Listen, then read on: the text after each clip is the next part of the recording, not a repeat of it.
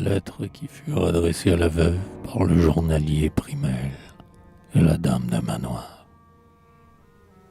Voilà donc séparés, et pour longtemps peut-être, ceux qui s'aimaient d'enfance au lieu qui les vit naître. Mais entre eux revient un discret messager, et du moins leurs soupirs se peuvent échanger. Oh, la main de Primel, au travail alourdi, était lente à mener la plume et peu hardie. Si ferme à la charrue, au plus rude labeur, sur le papier luisant il avait comme peur. Mais sur les mots tremblés, voyez quelle tendresse, à la belle Nola de Corée, c'est l'adresse.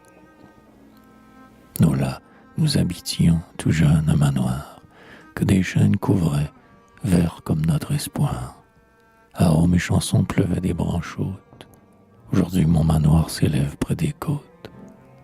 L'âcre et celle de la mer nous pénètrent souvent, et le pleur des corlets arrive avec le vent.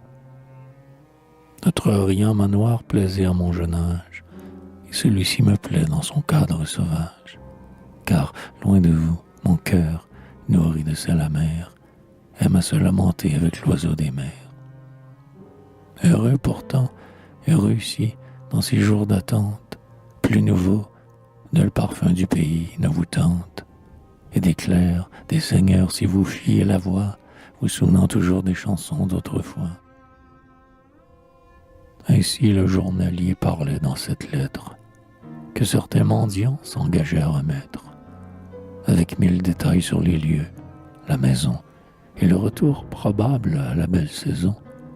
Enfin la vérité sur le point qui les touche, ce que l'encre dit mal et que dit bien la bouche. Dans la serre vitrée, il traça ce billet. Déjà pour le fermier, une cire brûlait. Lorsque la jeune dame, avec un bon sourire, dit en entrant « Montrez si vous savez écrire ». Elle était belle à voir parmi ces dahlias, et les fûts élancés des fiers magnolias, tandis que la campagne était blanche de neige, parcourant cet écrit, blanche aussi sur son siège. Ce n'était alentour que myrte, orangers et bouquets odorants d'arbustes étrangers. Des poils s'exhalaient la laine humide et chaude, quelques mouches à miel s'insinuant par fraude dans les fleurs bourdonnaient, et sur les clairs vitraux, heureuse la chenille étendait ses anneaux. Elle lut, et bientôt, de mal s'égayer, voici ce qu'ajoutait sa plume déliée. Je vous aime, Nola, comme on aime une sœur.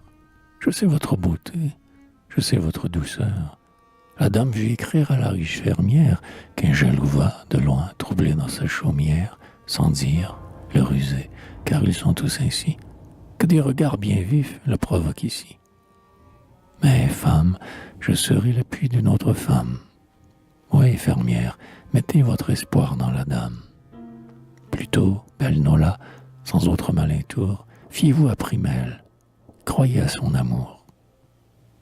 Du noble journalier, amie et confidente, je sais comment son cœur lui votre image ardente, hélas, et que ses yeux maintes fois ont pleuré, en voyant le chemin qui mène vers Corée.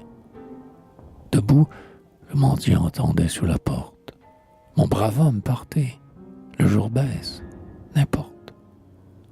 Marchez toute la nuit, marchez encore demain, votre sac est rempli, ne tendez pas la main. Cette lettre par vous fidèlement remise, c'est un mois de bonheur pour votre tête grise. Puis mon service fait en ce lointain pays, quand moi-même j'aurai regagné nos taillis, venez, sans peur du chien heurté à ma demeure. Chez moi, vous trouverez chaque jour, à toute heure, et j'engage en mon nom la maîtresse du lieu, votre pain sur la table et votre place au feu. Oh, Flamique, malin clair où l'esprit seul foisonne, vous avez contre vous lancé la mouche à miel. Cette douce ouvrière a cependant son fiel. Vous chansonniez, Primel, et Primel vous chansonne. Voici monsieur Flamique avec son air matois. Il n'est plus paysan, il n'est pas un bourgeois. Sous ses habits nouveaux, méprisant ses aïeux, au tondeur au mouton, il vendit ses cheveux. Il revient de l'école. Écoutez son jargon, ce n'est pas du français. ce n'est plus du breton. Attablé le dimanche au cabaret voisin, il se moque du diable, il se moque des saints. Tel est Monsieur Flamic, fils d'un bon campagnard. Notre agneau blanc se change en un petit renard. Voici Monsieur Flamic avec son air matois. Il n'est plus paysan et n'est pas un bourgeois. Donc le railleur s'y prit à ses propres embûches. L'abeille poursuivit en fuyant la piquée.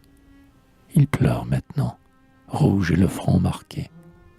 Esprit malicieux, ne troublez pas les ruches.